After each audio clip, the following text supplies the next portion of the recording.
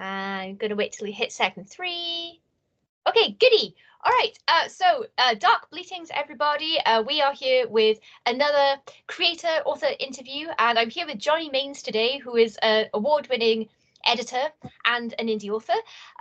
Very, very busy bee. I've been picking up your works for years, Johnny, so I do have a number of things.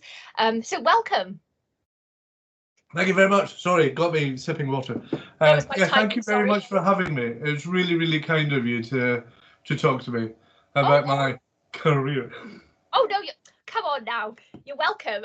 There's loads to talk about. So let's start with Bound in Blood, which is your newest yay! For anyone who hasn't yet picked this up, this is such a great anthology. I think I wrote in my review that it's one of my favorites in years, and the theme was great. I love a good themed anthology, and this one is all about books and cursed writings and that kind of thing, things of that nature. So it was like right up my street, because what's better than a book but a cursed book? So yes, can you tell us a little bit about what your sort of priority was and what you were aiming for with like the authors and stories that you compiled for this? Yeah, so just have to skip back a couple of books. So I did Celtic Weird and then Scotland the Strange.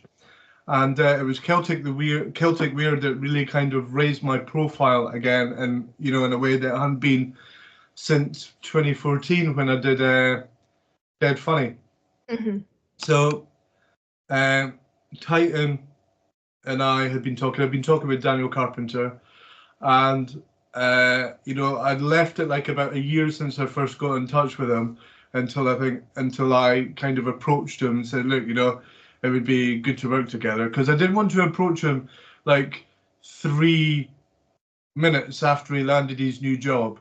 Mm-hmm. But I knew, like, from the moment that he worked at Titan, that I wanted to work with him, because he just seems to have a really good handle on the genre that I don't think a lot of other, kind of people have. He seems to have like an almost innate knowledge of it. So I really wanted to work with him.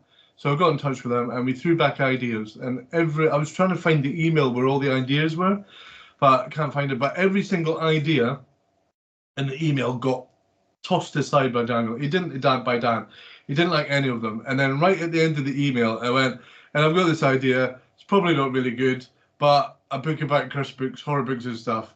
And he went, that's the one. And I was like, fuck. It's always the way, isn't it? Yeah. So then it was all about like kind of getting the authors, and Dan, because of Titan, they have both American and the UK market. So he wanted, kind of US authors.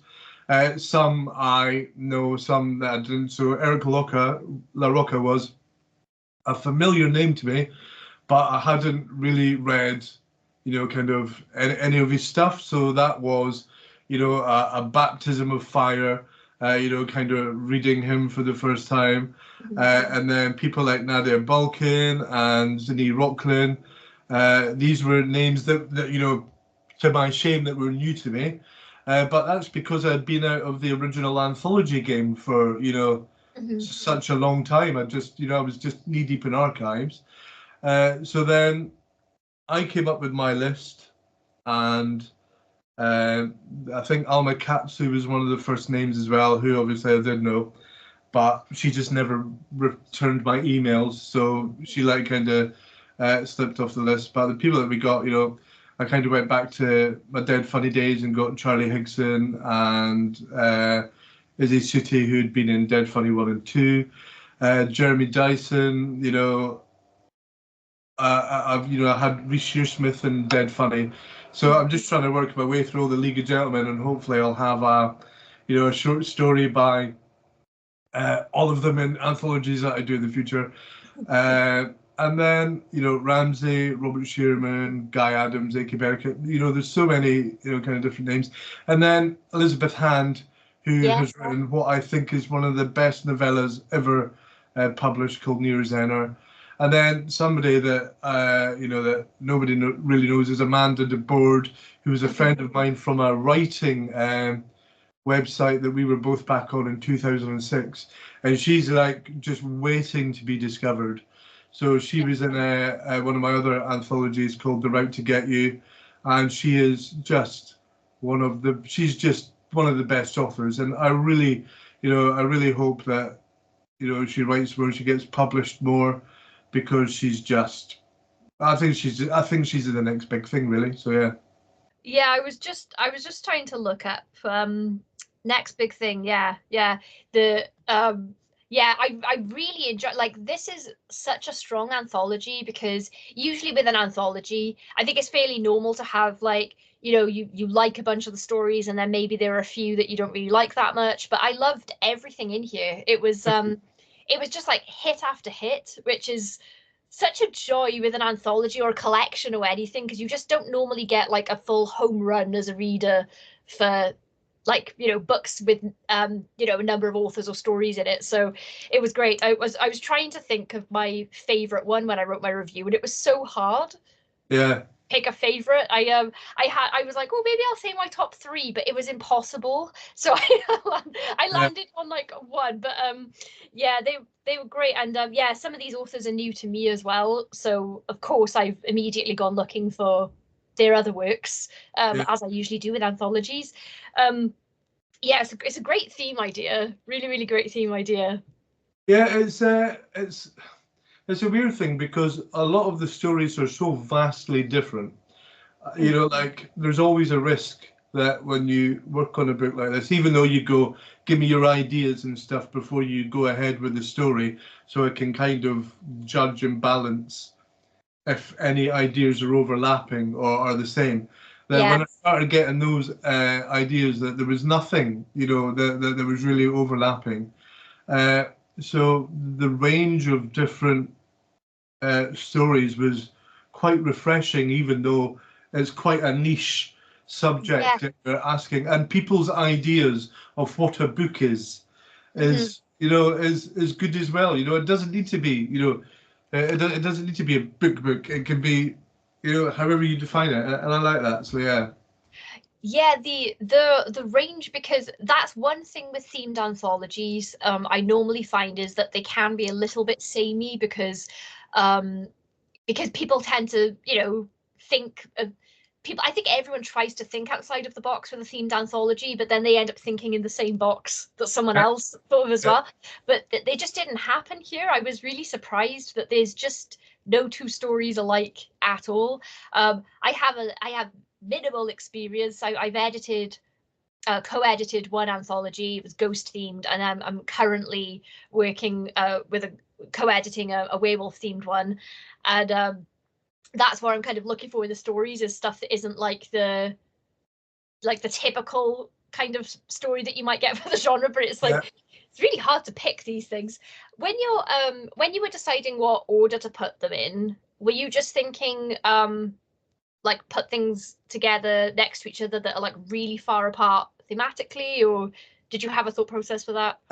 So with every book that I've edited, I kind of, what I do first is I read all the stories, and then I like kind of just put them in any order, and I don't really kind of bother. I just put the table of contents in whatever order, and then once I do that, I'll open up another document and put the stories in that order, and read the stories in that order.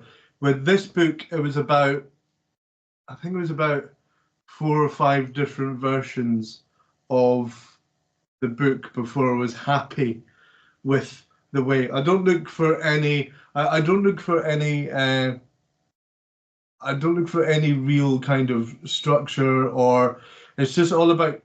It's a really silly word, pretentious word, but it's just synchronicity and how the stories fall together for me. So, like Charlie Higson's, that was the opening story in every single version, and Adam Cesar's story was the closing story in every single version, because they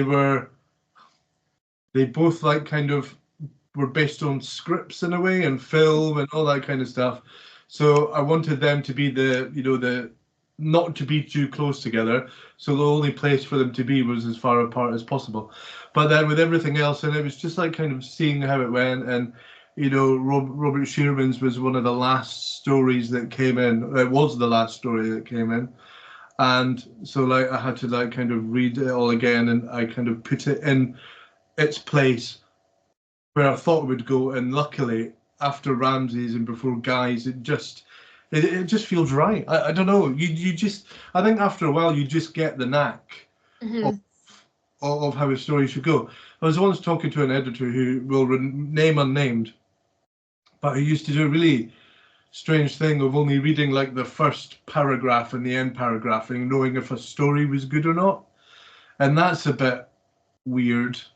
Yeah. It's a way, I suppose, but I don't know. You just have to like kind of throw yourself in and really kind of immerse yourself in the story, and yeah, really go for it. And yeah, I'm properly proud of it.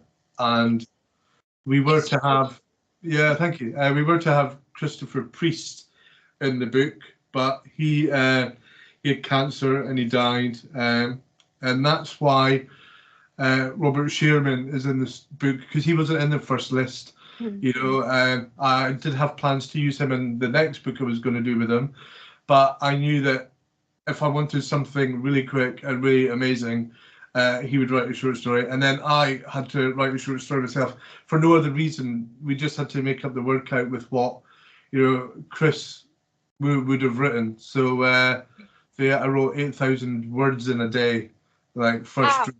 Yeah, 8,000 words in a day, because it's just a kind of like a stream of consciousness story, that is a little bit, and then sent it to Lucy McKnight Hardy, who, you know, me and her kind of swapped stuff, and she came back and she just found millions of typos, so I had to sort that out. And then I sent it to Charlotte Bond, who found some thematic problems with it, and then I changed that. So yeah, so because it was a woman's voice, my story, so I always like to get women to read, you know, stuff that's written in a woman's voice, because I'm not a woman and I have no clue, you know. So yeah. Yeah, I write in the male voice quite a lot for Yeah. some reason. The grumpy middle-aged male voice. I don't know why. I think maybe I've got men in my life that I love, that are kind of like fit to that description, and so that's where my head is when I'm like, that's usually like my comedy horror story kind of stuff. Yeah. And Yeah. do you find that the easiest to write for you, or do you find females easier to write? Well, I don't know how well I'm actually writing these middle-aged men. Yeah. I find that the easiest, but I think that that's because they usually the lead in my comedy horror stuff, whereas my female leads are usually in my like straight up horror, and maybe because of where my head goes, I find that quite difficult for some reason.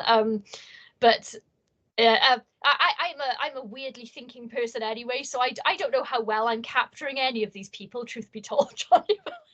You know, just do my best and try and get men to read them though first when I'm writing from a male perspective, just Yeah. to make sure I haven't, you know, stereotyped them to death. Because you know, I do like to use the stereotypes. People who work on building sites and things like that, I tend to find funny ideas about. Yeah. If we go back to your story in Bound in Blood, so Cora Jarrett gets into trouble. Yeah. I'm not going to ask you where the idea came from for that, because where do ideas ever come from? But I can tell you, because there is a story behind it. oh yes, please. And I wanted to ask you about if the style you wrote it in was like deliberate, or if that's just how it came out, because I felt so sorry for her. I used to have about 3,000 or 4,000 books at one point, and they were like kind of lined everywhere, like every single wall, bookcases all over the place. You know, Mark Morris and Robin Ince all come to the house and seen and loved all these books. Then I had a breakdown, and it felt that the walls of my office had become a prison, and I was just trapped by all of these books. Mm-hmm. And the books were making me sicker and iller, because I was like, oh, I'm never going to read them, and then the stress of never been reading them, you know, and all that kind of stuff. So I sold some of them, but the rest of them I just took to a charity shop, about 4 or 5 carloads, and just threw them in a big skip in the charity shop at the back. And went, look, they're your problem now, they're not my problem. And, you know, these were paperbacks that would fetch hundreds and hundreds of pounds now. And paperbacks from Hell Market, you know, there's some really rare stuff, some signed stuff. I just got rid of it all. It was, and it's also an ADHD trait that I kind of didn't know about at the time called tossing, that you just can get rid of stuff and not really think about it. And I've got no regrets because, you know, that's it. And I've kind of replaced my books with CDs now. I've always had CDs, but now I have a lot of CDs. But I don't have space though. Yeah, but I've got more space and more stuff. So, the story is about a woman who's very ill and who can't stop collecting books, and it's about the nature of addiction. I'm an ex-drug addict, so I know addiction. It's about the nature of loving books. It's the nature about being jealous over books, and it's just, you know, it's just maybe what happens when, also what happens when you decide to let go of something that you're a bit obsessive over as well. So I think that's what that story's about, and the style. So I just had, you know, that my thing as the idea. With everything I write, I never plan, I never take notes, I never, you know, I think one time I planned out a novel and that novel didn't work, but everything I've ever written has been from a blank page and just see what happens, you know, and I'll have an idea, but it'll be a fragment and I'll just, you know, and I will see what happens. Sometimes with this story, I didn't have an idea and I just started writing, and her voice was just, you know, it was just there within the first 4 or 5 lines. I was like, oh, you're going to be a lot of fun. And then there's a bit in the story where 2 things appear, and that was a, oh God, I forgot the names and I wrote them. Was it Om and Nom or something? Ona and Ono, yeah. I wrote Ona and Ono, and they came out from nowhere, and I was like, oh fuck, I've ruined the story. Why have I done that? But then that perfectly encapsulated that part. It needed then to drive the end of the story on, and that really kind of, you know, because it's got a talking house in it, you know what I mean, and it's got like and it's got a corpse that lives under, you know, a pile of books, so that talks. So you know, the story's a bit weird, and then I just kind of go for broke. So and I'm trying to finish a story for tomorrow, because my 4th collection is being published by Trevor Kennedy. So I'm trying to finish a short story, and it's about a man who eats a painting, and then takes the painting home and sticks it up to like stick the painting back together again so he can stick on his wall. And that's just a story. There's nothing else. There's no bells or whistles. But it's just going to be about a man who eats a painting, and you know, he'll like kind of eat her jumper, and the jumper will be a little bit kind of, it'll make his throat tickle because he can feel the fabric. He'll try and eat her face, and he'll be able to feel like the pimples, like, you know, kind of on her, you know, on her face, and then the blemishes of the paint, and he'll like get a paint hair stuck between his teeth and stuff. So yeah, that's what I'm desperately trying to finish that for Tuesday night, because I've got an operation on my heart on Wednesday. So it's just, yeah, I'm just going to go for broke, and it's the same kind of fucking spilling out of my brain as Cora Jarrett was. So yeah, this one is, what's it called? I've called it. Oh wait a minute. Let me just scroll up to the top. It's called The Portrait of the Young Woman as My Lunch. That's amazing. I love that. And like, people like kind of seem to love big long titles nowadays, so they do. Yeah. Why not go for a long title? I think Eric LaRocque is partially responsible, I reckon. Yeah, he's probably going to be the reason why I've got long titles. But hey, you know, it's working and people seem to really dig them. So yeah. Well, I really liked Cora Jarrett's story. I found her really relatable in a way that I was like, oh my God, this could happen to anyone, maybe me.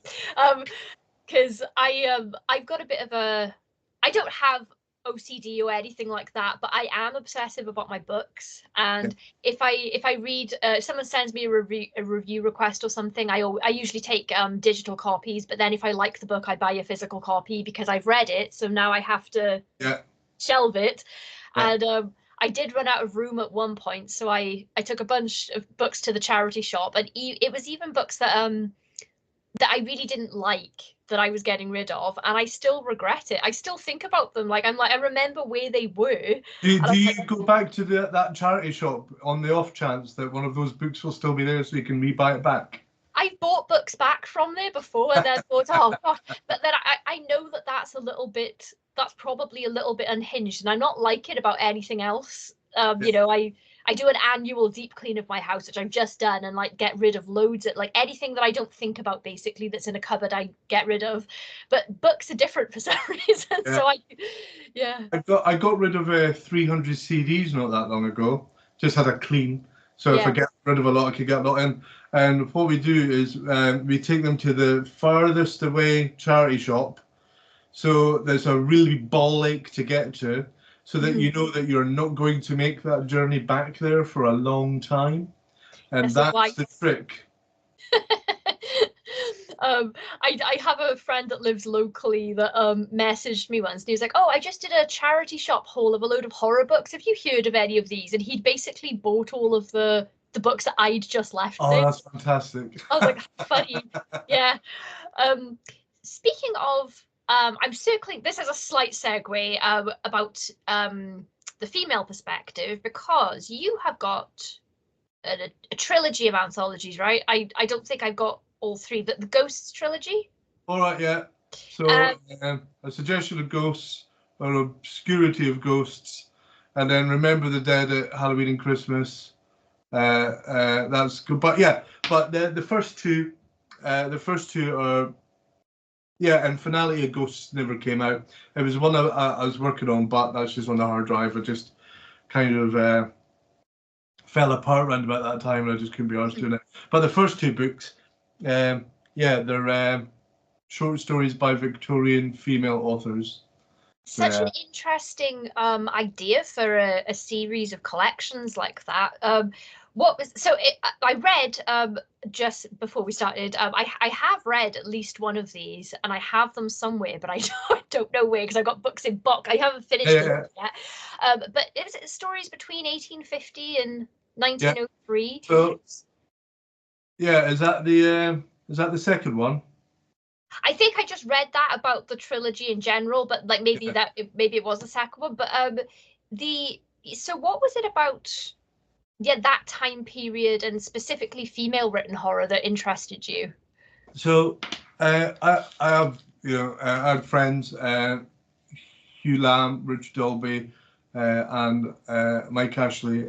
Hugh and Richard have sadly passed, and they did their own bit for kind of short stories by female authors, and Richard Dolby did anthologies as well. I think Mike did books. He did an Edith Nesbit collection, and it just seems that the men have always had all the fun when it comes to anthologies. There was a stage where women were writing ghost stories very successfully, very well. And then the men found out, oh, I can make a living doing this, and then they took over. And then anthologies from that time, up until the 80s, 90s, 2000s, only really seemed to focus on the male story. So when I went into this, Marnie would have 12, 13, 15, 16. So she'd have been 4 or 5 when I was about to start work on the first book. And I wanted really to leave some books for her that that she would want to read. And and the more I because I did a lot of study and a lot of research and a lot of archive digging, just to see if there were stories out there, because you know, I had this idea, but I didn't know if I could follow up with it. And what I found, and I think I was like the first person to really kind of bring to the table, was that there were a lot of women writing who were housewives, who might have been a cook, who might, who weren't necessarily rich women with servants and all that kind of stuff, but stories that might have been written by competitions from women. And so I kind of found a lot of stuff in the newspapers, ghost stories and ghost story competitions by women that had never been reprinted in like 100, 150 years or whatever. And I hit a really, really rich seam of stories, and the stories that I was reading were good, and they were about social issues. I remember one about a pin ghost. So, this ghost would like kind of prick you with her darning pins, and I'd be like pricking the conscience and stuff. There was stories about like kind of children dying, a lot of childbirth, stillborn children stories. There was a lot of stuff about, kind of not being, good as men, quote unquote, being oppressed by men, and it was a really interesting kind of way to do a book. I didn't present the book like that, not like, oh, look at me, this is, this is just. It was just like, look, here are some really cool stories. Here are the biography, because I really tried my hardest to find, biographies on the women. So I would do a lot of genealogy research. I would like kind of cross-reference names, bring up oh God, what's it called? Oh, totally the census. Bring up censuses and find out what the women were doing and stuff. So I did a lot of that as well. So it wasn't just, here are the stories. I really tried to bring the women's story as well to the forefront. And yeah, it was. Those were really two good books to do, and Stephen Shaw did an amazing job with the hardbacks, and then he brought out the paperbacks. Good. Yeah, and then I got ill and cancelled the paperbacks after about a year or two. But yeah, they're those books are really cool, and I'd like to get them out into print again at some point. But then. Yeah. Yeah, and then one of the short stories I found and republished was by a lady called Lucy Hardy. And then I spent about 6 months to a year trying to figure out who Lucy Hardy was, because couldn't find anything about her. There was nothing in the first book. I went, there's nothing about her, can't find her, please help. And then about 2 years later, I published a book of short stories by Lucy Hardy, who it turns out was an author called Catherine Lord, and who wrote for only 10 years before she died professionally. So, and she was, an author that I kind of brought out, and really that's like one of my proudest achievements as well. That one, it only sold like about 100 copies, but it's one of my proudest books, one of my proudest books. So, yeah, it would be great if you re-released those, because I think that especially now, I think people would be really interested in a project like that, and collections like those. I definitely would. I'd love to have a lovely matching collection of those on my shelves. Yeah, it's like, with the British Library stuff, I could potentially kind of posit those books to the British Library and say, would you be interested in really releasing them? And I think they probably would, because they had, they didn't sell in big numbers, but the people that bought them really, really, really dug those books, like in a really big way. They really dug those stories. So yeah, never say never.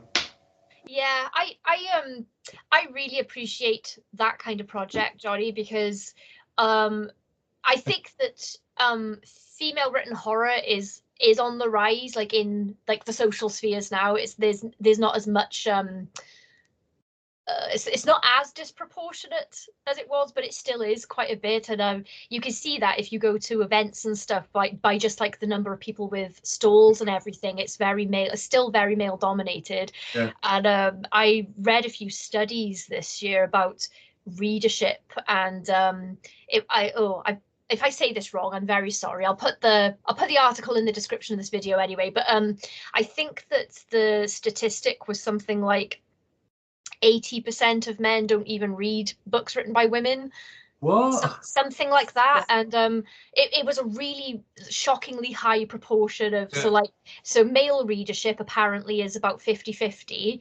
And then and then female readership is mostly women, so in any genre. So I thought that was insane. So it is it's very nice when there are male voices in the genre promoting female written work, because like women can promote their work all day, but because it's so male dominated still, I think it's really helpful to have like notable male voices saying, hey, look at all of this great stuff I just read or book I put together. So it's really nice to see. That's what I'm trying to say. Yeah, well, thank you. It's like, I've done my bit. I published a book of short stories by Mary Danby, who did the Fontana Horrors, and I published along with Peter Mark May Linda E. Rucker's very first collection. Yeah, The People Look Strange. And then I was the agent for Victoria Leslie's book Bodies of Water. So, it's, I have a voice. It might be a loud and shouty one at times, but I have a voice. And if I can promote, I will.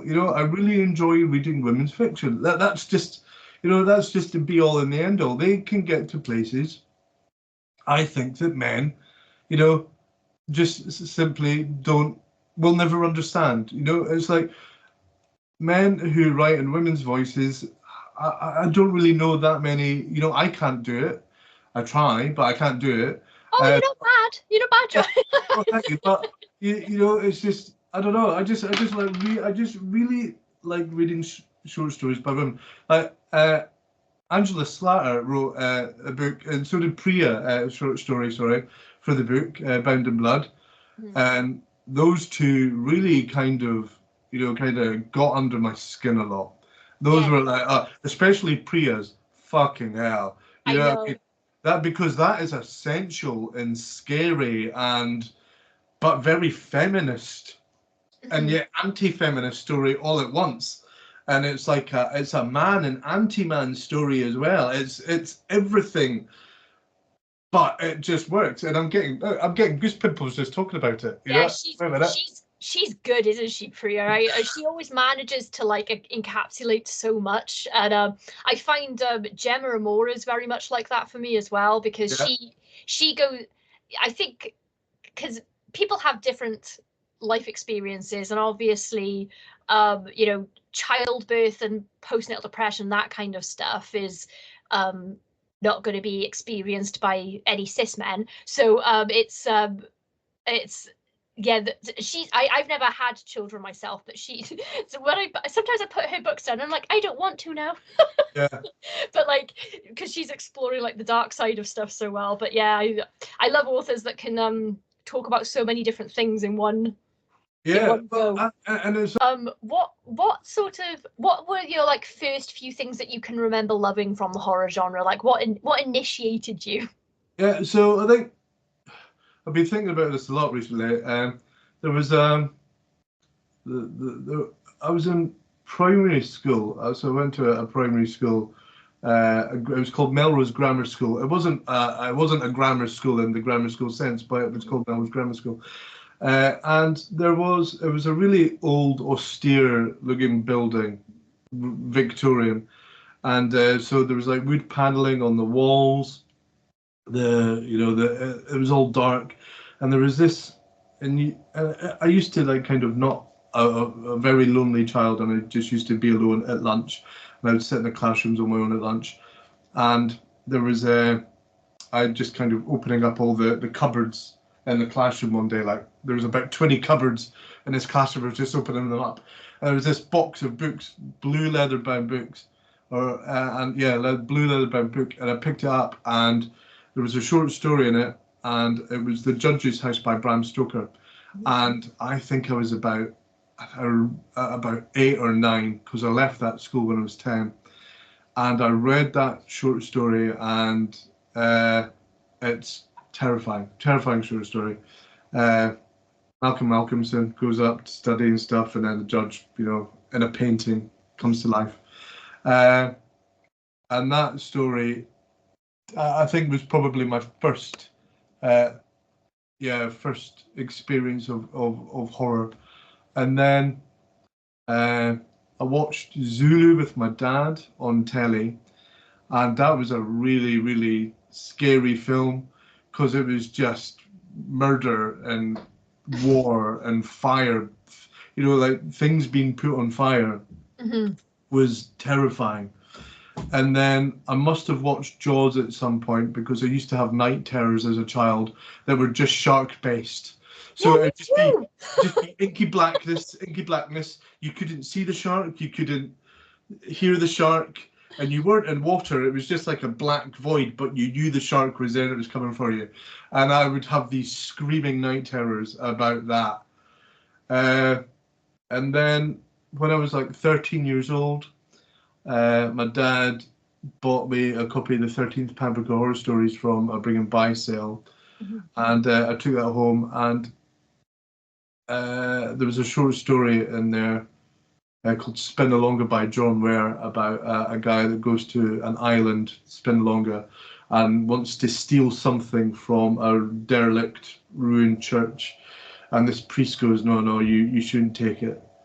But, the guy takes a photograph of the priest and then takes the icon and gets back home, and he kind of develops he develops the photo. Sorry about everybody, I have ADHD, my brain's broken. Develops the photo, and instead of the priest, there's just like this fucking screaming maw, and then he looks at his hands and he's covered in leprosy, and that's his that's his punishment for stealing the icon. And that was a proper good old horror story that kind of kept me up for a while. And then it was Stephen King. Stephen King would have been my big gateway. I think it was Carrie I borrowed from somebody at high school and read that, and looked at all of the girls I went to high school with in abject terror. Oh my God, you're all on your periods and you're all going to go fucking mental and burn the school down. You know what I mean? And that kind of probably put me off from having a girlfriend for years. Thanks a lot, Kingy. Fucking hell, that book. But then I was given Pet Sematary for my, I was 16. It was Christmas, and because I would read, we had I'll skip back a bit, we had a public library in our high school. So it was shared by members of the public and school kids. So you would have old men fucking chasing all the schoolgirls around, which was just really weird. But the books that they just had everything that you could ever want. And they had a massive horror section. So I would spend my lunch times fucking reading Sean Hudson, James Herbert, Robert Aikman, the Pambrica Horror Stories, Stephen King. And that, from like the age of, 13, 14 to 17 when I left high school, that is where I did the bulk of my reading. Guy Smith, Richard Matheson, the Mary Danby books, Shirley Jackson, Emma James, the whole lot. I was reading, a book every 2 days at lunch. So it'd be like 2 hours. You would get an hour for your lunch, and I would just sit in the librarian Anne Tate, who I dedicated my last book, Celtic Weird, to. She knew I was, a very bullied child at school, and she would just let me sit in the library. I think I was the only person she ever let sit in the library. And I would just sit in the library and find a corner and read and read and read and read. So you know, and I was reading other stuff like historical books and biographies and stuff. Uh, but yeah, if it wasn't for her, you know, I wouldn't be here. She was the one that really lit. And there was an English teacher as well called Mrs. McAndrew, Nell McAndrew, and you know, I was a troubled child in class, and I don't think I was very nice to my teachers. You know, I was just gobby and just trouble. But she was very patient with me, and she kind of marked some of my very, very, very early writings. And I would write a story about a grey man in a suit. But then, obviously, when I look back at that, that's come from a Stephen King story at some point. So, Oh, God. so yeah. So there's, yeah. So yeah, yeah, yeah. So Neil McAndrew. I think we all do that when, especially like when you first start writing stuff, and then like I still do it now sometimes. Like I'll get an idea and I'll be halfway through a short story and I'll be really pleased with it, and then I'm like, wait a minute, I've seen this before. I think my brain stored it from like 20 years ago and it's recycled it, and Yeah. I'm like, oh, I've just come up with a great idea. Yeah, it happens, doesn't it? You think you've come up with a bee's knees idea, and then because my neighbour Scott, he's my best friend, but we're talking about. He was over yesterday, and we were just talking about going back in the past. And I was going, wouldn't it be good if I could go back in the past and buy all the books that I couldn't get as first editions, and then hide them in a warehouse somewhere. And then, I would own all of these lovely books, and then I could like own manuscripts and stuff. And I was going, there has to be something that's been, that can't just be an idea that's out there, because that has to have been done before, like a time traveling book collector. If not, I'll write it. But Yeah, I haven't read anything like that, so maybe you do have an original idea. yeah. Oh no, I'm just giving it away. Speaking of your interest in the past, so if we could just circle back round to your sort of like archive digging and stuff and research, what is it? Because I know that you do a lot, right? I've gathered. Yeah. So what is it about research that you must enjoy that, or is it a chore for the end result? No.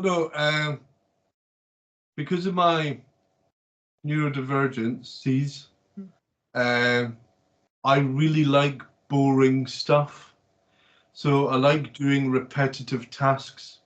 So when I was researching the Pambica horror stories back in the day, and I was trying to find authors who had been writing for that series, I would look online first to see if any imprint come up, and then if I got a vague place of where they lived, I would just look up every single person on that phone book, and I would phone every single person on that phone book, and it would be hundreds and hundreds of phone calls, and I loved it, absolutely loved it. And it's the same as, archive researching is really, really easy. All it is finding an archive and typing ghost or haunted into the into it and see what comes up. The discipline comes up when you then have to cross-reference that story with every other story out there just to make sure it's never been reprinted. You have to make sure, and then those short stories might have been reprinted across several different newspapers. So then you have to get every single newspaper and read the story just to make sure that they all tally and they've not been, kind of manipulated by editors and stuff. And then you have to kind of do a lot of genealogical work. So I can't say that word properly. Genealogy, and do all, like kind of go through hundreds of names and variations just to see if you strike it lucky. And it is, finding the short story is the easiest part. It's everything else that comes which you have to be so careful with and so dedicated to. And Yeah, and because the thing is that you are presenting a new, what basically is a new short story, because nobody in living history has read those short stories. The people that scanning the newspapers and the magazines and haven't read the story, they're just Yeah. scan, scan. They're, and the people that are uploading them are not bothering. So sometimes my eyes are the first eyes that are looking at these stories for up to 200 years. And it's great, and that I Yeah. love. It's a thriller game, but it's a great privilege, and that you have to kind of do those authors proud. You Yeah. know, they are as I am. We're all slaving away. They were doing it with a quill and ink, or like a fountain pen and ink, uh, and we've got it much easier. But we're still trying to, come up with words and stories and ideas that were are relevant and will hopefully, I would love it if my stories are found in 100, 250 years and rediscovered, because that's what you want. I was just gonna say that it's so lovely to sort of like give a voice to an author that was basically unheard of even in their day. In Yeah. like today, I the thought of someone 200 years from now like finding anything I've written and like, oh, I'm gonna put this in a new book. It's just such a lovely way to like honor the people writing the horror of the past and stuff. And Yeah, and there was like a short story that I found. Well, it's not found. It's a much anthologized short story called "The Closed Cabinet," and it was always as by anonymous for like about 150 years or whatever. It was always by anonymous, and I discovered who wrote that short story, and it was by Lady Gwendolyn Gascoigne Cecil, so Gentry. But I got in touch with their family, and said, look, here's a short story that was written by your ancestors, and here's the evidence of that. There you go. And I think the guy was in the House of Lords that I sent the email to, and I think I got a thank you back from an assistant or somebody. But that was it. It was just finding a name to an unknown short story was really, really cool. Mhm. But I found short stories by Algernon Blackwood that had been reprinted, Edith Ah, Nesbit, and stuff. So uh, that's a really cool part of it as well. Just finding that there are other stories out there by authors who you think might have their whole catalogue published. But M.R. James only had a short story. Had a short story published within, republished, reprinted within Living History. So they're all out there. They're still out there. So yeah. it's amazing. I'm not I if I get sort of like really focused on a project, I'm good for the research, but generally speaking, I'm a nightmare trying to research things. I never know where to start. I want oh, this is so stupid for so many reasons, right? When I was doing my dissertation, Yeah. I did it on The Walking Dead, on like the minor characters in The Walking Dead and how they impact the story and blah blah Yeah. blah. And I had loads of academic zombie essays. Would you believe there are so many? People don't even Yeah. think it's a thing. And so I was always like pulling quotes from all these things. And then I was like proofreading my dissertation, and there was a quote in there that I hadn't attributed to anyone, and I was Yeah. like, I definitely didn't come up with that. It's such a great quote. And I spent so long trying to find it, only to discover in the end that I must have written it myself, and it wasn't even that good a quote. I must have gone, I went around in like circles for like a week. I asked my lecturer to check it through like a plagiarism checker, because I was like, oh, I'll find out who like I Yeah. have played. And she's like, I think that you must have just written that line yourself. And then I looked at it and I was like, I don't even know why I got hung up on this, because it's not the genius line that I originally thought it was. Yeah. I was doing it very late at night, you see, Yeah. on When a lot of brain, caffeine. when the brain is somewhere else. But that I mean, like a lot of the short stories I wrote, like from 2010 to like 2021, 22. were written on alcohol. A lot of those stories, you know, couple of beers and then just fucking go for it, you know. So some of those stories I can't even remember writing. Some of the early short stories. There was a short story I wrote for the Mammoth Book of Sherlock Holmes Abroad. Uh, that I had. I was really, really ill with a kind of. It was like some kind of virus, and I was on heavy duty antibiotics and steroids. And I wrote this short story on steroids. Can't remember writing it, but it's one of the best short stories I've ever written. And it's a Sherlock Holmes story. I don't even necessarily like Sherlock Holmes all that much, but yeah. And it's about Sherlock Holmes as an old man going to like this in Austria, snow-covered Austria, to like kind of what did he do? Oh yeah, to uncover the mystery of this crime where this family get killed in a isolated farmhouse. And that what was, you know, I read it and I'm like, oh yeah. You know, I go to my wife, you didn't write this, did you? She's like, no, you wrote it. Because I was on holiday for a little bit of the virus.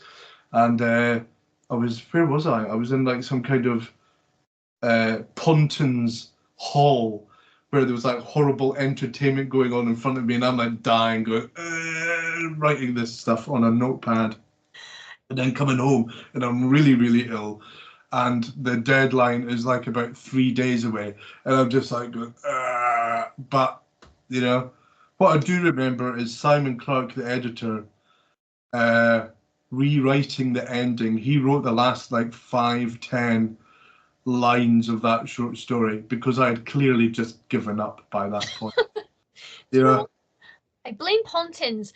They're so funny because as you were saying that, I was just thinking, I was like, I can't be creative if I'm on anything. I just fall asleep. But I used to work at a Pontins and I injured my back quite hot. Like I had a bad back. I'd had spinal surgery and then I like hurt it at work. And I was on muscle relaxants and probably codeine. I'm pretty sure that's what they gave me. And I was, oh God, so like my friends, like my co-workers, like tucked me into bed, went off to do the shift because we all lived on site, and then they came back with food at the end of the night. And then I thought that I'd just spent the night in bed watching Netflix, and then I got a confirmation letter thanking me for my monthly sign up for a bat charity. Wow. And also I'd financially adopted a goat, a donkey. Oh. So I didn't write, pen my next great story, but I did. Doesn't that show you what a lovely heart you have? That you were so smashed off your face, but you still did good, nice things. I still donate to that bat charity. I love bats. Yeah, and what about the donkey? Oh, I think the actual charity stopped, the specific charity, but I was donated to that for ages. But I was like, well, I suppose there are worse things I could have spent my money on. You're gonna have to find a new donkey. You're gonna have to find a new donkey charity to. Yeah, a new little donkey. Yeah, they said I was very, very surprised because I never had anything like posted to me at the holiday park. I sent everything. If I ordered stuff, I'd send it to my mum's address, and she was just like, oh, a bunch of like a welcome pack for this bat thing's turned up, and I was like, what? And then I had to go back through like my emails and things to find out. Whoa, it was the night. Oh. Yeah. But so I'm pretty impressed by anyone that can write in those sorts of states. Very old school Stephen King of you, that is, Johnny. yeah. It's not healthy, but like ever since 2023 January the 1st, when my heart first went bad, I've not touched any alcohol since then. So all the fiction that I've written since then has been alcohol free. So, Very, but then I've not written that much fiction in between that time, to be honest. So yeah, it's mainly been the editing for the British Library and stuff, and so yeah. You're a very busy bee in the literary world, Johnny. I do believe. Did you say that you had a poem that you might like to? Oh yes, yeah. So this is from Halloween. Halloween is out on the 10th of October, and so I'll just read the bit that I wrote. So the following poem was written under a pseudonym. Like many poems published in the local papers of the early 1800s, I've not been able to trace the true identity of its author, Revi, R-E-V-I. While the identity may never be known, Halloween, or A Tale or Terror, is one of my favourite pieces in this whole book. It's a proper horror, and I think it would have thrilled those who were told it's senseless. It appears here for the first time since its initial publication in 1807. It's not been reprinted since 1807. I'm so happy. So it's called Halloween, or A Tale or Terror by Revi. It was published in the Belfast Commercial Chronicle on 18th November 1807. And this is how it goes. I love it so much. So, the night it was gloomy, the Croggan it lowered, as Mac Ullin traversed the banks of the Mourne. In torrents the rain, rude and pitiless, poured, as by Halloween fancy his footsteps were borne. For his heart was the prey of sad joyless despair, since Celia his passion insulting reproved, and he swore he'd lose all in the magical sphere, to force to his bosom the fair that he loved. Though the tempest was howling, and starless the sky, he dreaded no dangers, he feared not the storm, but he silently prayed that his gloom-piercing eye might soon have a glimpse of her fanciful form. Near the mouldering walls of an abbey he strayed. There thrice he invoked the foul demon of air, that a flowerless sod o'er his shoulder he laid, and sealed with his blood the unsanctified prayer. His rites scarce had ceased, when lo, in the gloom, on the ivy-clad walls a blue flame he descried. He trembled as down by the ash-coloured broom a pale, ghastly phantom towards him did glide. 'Twas not the sweet phantom of Celia was nigh, but a gnomon of hell met his horror-struck view. "I come!" cried the fiend with a heart-rending cry, "invoked by your spells to be wedded to you. Long and sad I was chained in the venomous dell, till thrice you invoked the spirit of air, and your blood on the parchment confirmed the spell. Now you'll fly with me to the gulf of despair." Then the merciless fangs close encircled his arms, and she told him a tale which no mortal could tell, how his Halloween freaks and his magical charms had doomed him forever to the cavern of hell. Then ghastly she smiled, "Never more shall we sunder, never again to the world shall your footsteps return." Then she tore out his heart with a yell loud as thunder, and headlong both plunged into the dark rolling morn. Written in Strabane, November the 10th, 1807. Hey! I love it. Yeah. It's amazing. It's so cool. It's just lovely and sweet, and I can't believe that that's not been found before and reprinted. Yeah. Because that, to me, that just gets everything. I'm getting goosebumps again. Yeah. It's just one of those poems that should have been a Halloween staple. It's just one of those ones that should have always been printed in anthologies, and it hasn't been. So I hope to restart that until everybody's sick of it, like maybe in 200 years' time. So yeah, but yeah. What book is this? Did you say it'll be in? You say October release? Halloweird. Halloweird. Okay, cool. Yeah. So the full title of it is Halloweird: Classic Stories from the Season of Samhain, and it's published by the British Library. So yeah, another British Library book. So yeah, really proud. And this should be a book that should be reprinted forever. Every Halloween. I would hope. The hardbacks rarely go to paperback, but I'm hoping that this will one day see a paperback release, because it deserves it. I think it's a seasonal book, So yeah. Yeah, definitely seasonal, like perfect for spooky season, as the kids say. Yeah. I am going to have to let you go soon, but I have I have a final question for you, but it's silly. So before we get to that, is there anything that you would like to promote or just say or recommend or anything? No, first of all, I'd like to thank you for chatting to me tonight. It means a great deal. I've got a heart operation on Wednesday, which I'm quite concerned about, which you know about. So this could either, it could go swimmingly, and that's great, and that'll be good, and I'll just charge headlong into other projects. Or this could be a legacy interview, and people who people who are watching it are like, looking at a dead man, yes. But yeah, just the way it is. So thank you for letting me, just kind of chunter.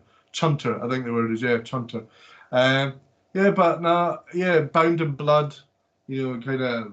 I'm really proud of this book. Go out and buy that book. Give me royalties. I want to eat caviar. No, I don't get enough royalties for caviar. But yeah, more CDs.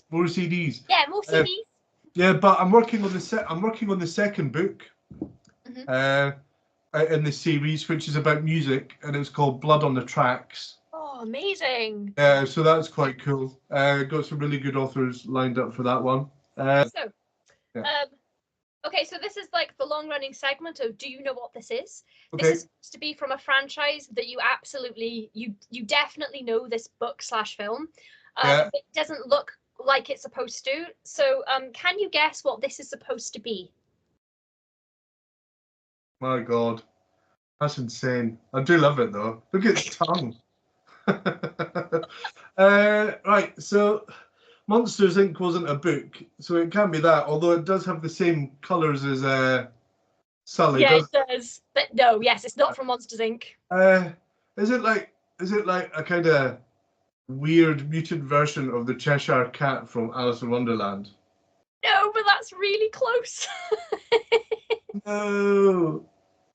I don't know. That's meant. I love it. And that was given to you as a present, was it? It was a Christmas present from my husband, and it was like vacuum packed, so he didn't actually see it before he gave it to me. And I opened it, and I was like really confused. And then he was like, that doesn't look like what it's supposed to look like. And then when he told me what it was, I couldn't stop laughing. And it is one of my favorite gifts because it is so far from what it's supposed to be. My God. But even, that's an incredible thing anyway. I would love that even if I didn't know anything about it. It's just so fun. It's the feet that get me. Yeah. And is it properly furry, or is it a bit weird feeling? It's fluffy. Yeah, it's fluffy. It's really fluffy.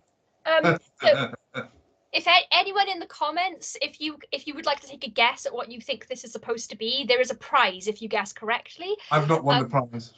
No, Johnny didn't win the prize, but I will let you know where it is, Johnny, when we stop recording in a sec. If you stay there, I will let you into the inner circle of trust. Brilliant.